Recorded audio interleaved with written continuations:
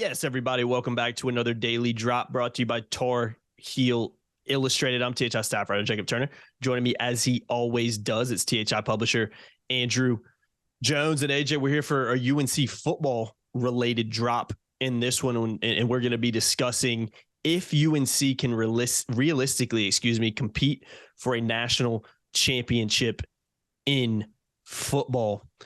I've got my answer, AJ, so I'll kick it to you and let you answer first. Do you think Carolina, is it realistic to think Carolina can compete for a national championship in football, something they haven't really done? Maybe going back to late 90s, we did a separate podcast on that, but historically have struggled to do, for lack of a better word. Yeah, I think in the choo-choo era in the 40s, they were number one in the country. So the time they've been number one, they were certainly in that realm. I think 80, 81, they were in that realm as well. And they were very close. They got blasted at Oklahoma in a game in 80, I guess it was, where they showed they weren't quite ready, but they were maybe heading the direction. In 81, Kelvin Bryant doesn't get hurt against Georgia Tech. Maybe that team ends up beating Clemson in the regular season and doesn't lose to South Carolina, beats Clemson. Next thing you know, maybe they're playing Nebraska in the Orange Bowl for the national championship. So they were there, they were close. And of course, 96 and 97, we talked about them in a daily drop here recently. So they've been very close. Can they do it? I think they can. And I could give a few examples of why. TCU was playing the national title game. I know they got blitzed, but they still got there. And they had like 3 or 4 four-star guys in the roster. So North Carolina probably has a lot more of that right now than TCU does. They have a legendary coach. I think that it has the infrastructure to do it. I think it has the appeal as a university, as a campus, and a program to attract kids. In the new climate of college football, they need to improve the collective. But that's how fans can participate in helping their schools. It's not just buying tickets and a couple of sodas or a beer at the game. Give to the collective. They need more money. I think that's the biggest issue now with North Carolina football. When you look at the landscape moving forward, can it compete for a national championship? It needs more money in the collective. The players need to get more money. That's where we are in college sports. I think the program was closer before NIL became a thing, because it was, as Mac used to say, look, we're giving the kids everything we can legally within the rules of the NCAA, and they do. And they're rebuilding now. Their new locker room, they're going to get a new weight room. They're doing all kinds of stuff to the Kingdom Football Center. They're constantly putting money into that. But you need to put money in the collective so kids get dollars. That's where they get their individual value. Great locker room is fine, but they need that. So if Carolina can improve its collective numbers, then I think they can. Oregon became a national contender.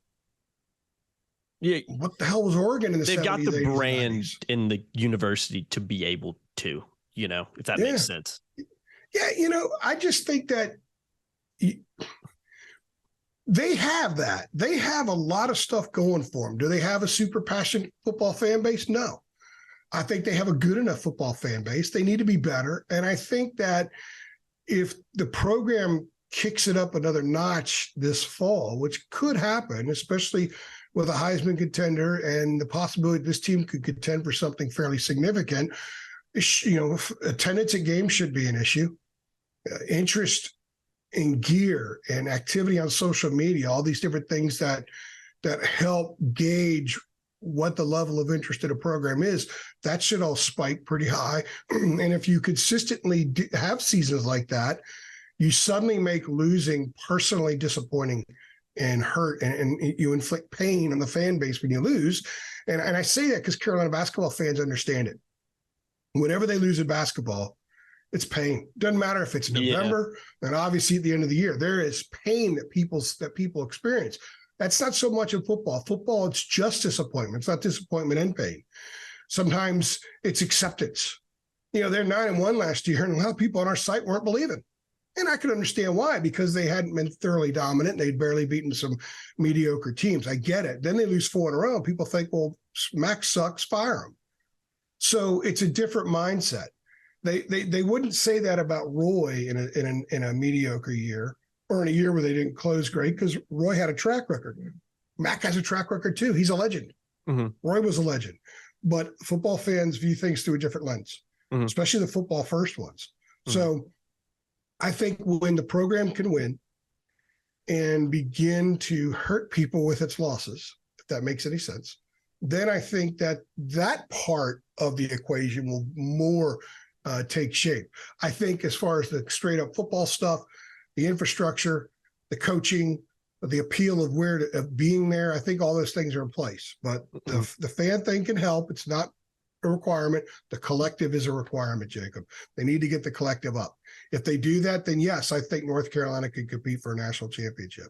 Yeah, money's just that much more important now in this current state of, college athletics. You got to have it, especially at the football level, to be able to not only get the type of talent in, unfortunately, that you need now, but to just be able all over the board. The more money you have, unfortunately, now in college sports, the easier it is to compete. It's just like any kind of business nowadays. The more money you have for a business, the easier it is to run, and pay your employees and have the nicest facilities and all that jazz. And it's no different now. And my answer is, I look at it in a couple different ways. I think people in some ways have been way too harsh on Mac over the last couple of years. And I get the frustrations. I mean, I do. We've talked about this ad nauseum, AJ. Carolina football is a program that has not rewarded its fans really a lot, if at all, in the last 25, 30 years. And in a lot of ways, it's been the same old problems. I've talked about this. It's no defense, having a good offense, but just not being able to do it. End of last year, 9-1, started off so good, won the Coastal. What do you do to end the year? You lose 4 straight. You lose to Georgia Tech at home. The best receiver on your team drops a wide open touchdown pass in the corner. That's how you lose the game. You lose to State in overtime, right? You go to Clemson, you're not even in the game. You get blown out. You get blown out in Charlotte. Never even a game, really. K Klubnik comes in and it's over. And then you go to the Holiday Bowl. Oh man, you play so well with all these guys missing. And then how do you lose? You give up a drive on the final possession, few plays of the game. Miss a field goal. It just all was very synonymous with what we've seen with Carolina over the last 20 years, just letting you down. And the things that went wrong were kind of the same things that have always gone wrong like I said, over the last 20 years in terms of what I can remember about Carolina going to games a lot. So is it realistic to expect Carolina, can they compete for a national title the next 50 years? Yes, I think they will at some point. I think that's a realistic expectation. Just his history, when you look back at Carolina, I think they'll have opportunities to get close. Now, will they have an opportunity maybe in the next 5 to 10 years to compete? I'm not so sure, but I look at the job that Mac did in the 80s and 90s, and I compare it very similar to what he came into now, AJ. He took over a program in 88 that I believe under Dick Crum in his final year, who at the time was the all-time winningest coach in Carolina football. I think they finished like 5-6. So it wasn't horrible, but it wasn't great. And then Mac's first year, they win 1 game. So he took over a program that was in a very, very bad spot, just like he did this in the Mac Brown Part 2 era. Took over a program that is at the lowest of lows, really. And he's done a good job to get them to where they are now, to the fact that, they can even finish 9-1 and fans can even be mad at how this season ended, because, 9-5 a few years ago in 2017 and 18 would have been awesome, for what Carolina fans had to endure in those couple of years. So I think Matt gets a bad rap. I think when you look at his trajectory of what he did in the 80s and 90s, AJ, it took him 8, 9, 10 years for Carolina to even get close to competing for a national title, the closest they've pretty much ever been in the last 100 years, really. They were that close. And I think people have to understand that he took over a similar position here.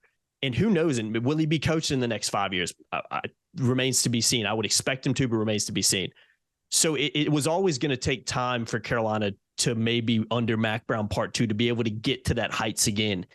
And I think they potentially can. So my answer to this is, in the next 50 years, yes, I expect Carolina to have some kind of, even if it's a season or two, like they did 96, 97, to be close. But in the next 5 to 10 years, I'm a little bit more torn just because of Mac's age, the level of college sports now, and like you said, the collective. If Carolina doesn't have the money financially in this day and age, you're not going to be able to compete. It's such a competitive thing at the highest level of college football. Look at TCU. Fantastic year. obliterated in the national championship game. It's really, really hard. But they got there. Compete. But they got there. And I think Carolina has more of a brand and a more of a following to be able to do that. But I agree. It's tough to guarantee it's going to happen. I think if you look at the foundation of TCU and the climate at TCU, and this, I'm talking about everything involved, there's more of an appetite to do that than at North Carolina. A lot of the academics, there's pushback, even with the look. I'm not going to get into a lot of the details here, but I can tell you right now that in efforts to enhance the collective, money has been given to tennis and to golf and other things, women's soccer and field hockey, because they win. They win at a high level and they're very successful. That's a battle that MAC has constantly about trying to enhance the collective. And what is the effect of not having a great collective? And we're going to do a collective pod at some point. I've still got to get more information. I'm going to write a piece about it. But Carolina was interested in finding an offensive lineman in the portal here this spring. But anybody that was good enough to make their rotation and was available was commanding $500,000-$600,000. Yeah. Now, I don't want to get into all the specifics about what's legal and what's not legal, because a lot of the illegal crap, especially in recruiting, the NCAA is looking at that. They've been on different campuses and they're accumulating information to determine the best way to approach those things. Again, a different podcast for a different day, but it affects Carolina because they couldn't pull the trigger on any of those kids. Mm. And they have kids that they don't want to lose into the portal because they can make more money maybe going to the portal than they do. They can't stay in Chapel Hill. That's why the collective needs to improve. So if every Carolina fan donated $10, $15 or something like that, it would help it significantly.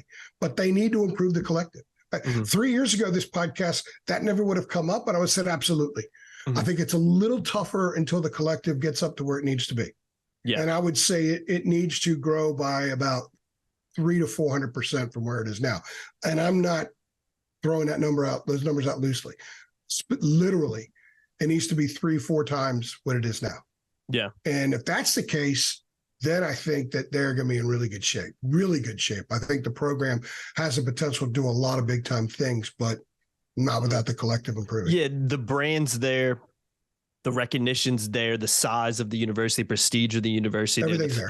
The fan base is there. I mean, just like, again, you mentioned, just go look at the other, non-major sports at Carolina, and even the major ones in basketball, for instance, Carolina being one of the best basketball programs of all time.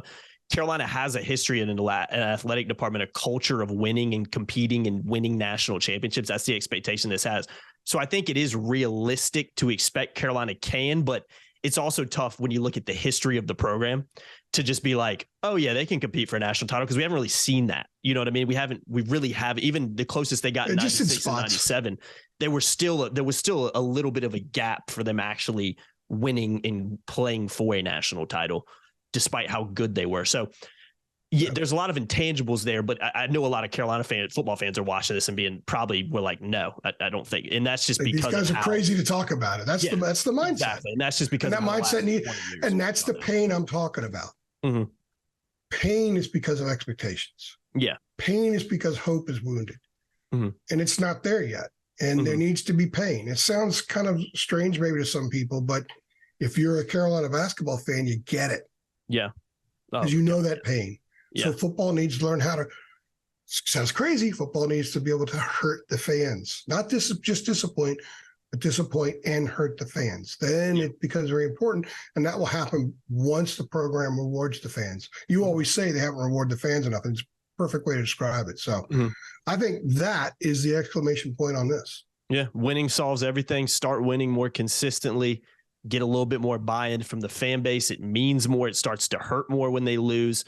And then once you get the program developed that way, off the field and on the field, that's when you can take that next step. So, yeah, I mean, guys, we want to hear from you. Get involved on Twitter, Facebook, at our website, tarleillustrated.com. Come let us know. We want to hear your opinions on it. Do you think Carolina can compete for a national championship, whether it be over the next 10 years to next 50 years? Let us know. We want to hear from you guys. And again, all the links are below to get involved. Appreciate y'all watching another Daily Drop. I've been Jacob Turner. He's been Andrew Jones. Make sure you subscribe and make sure you hit that notification bell so you know every single time we put out a Daily Drop, and obviously doing it throughout the off season. You'll see a ton more of these. Appreciate y'all watching. See you in the next one. Thanks. Thanks.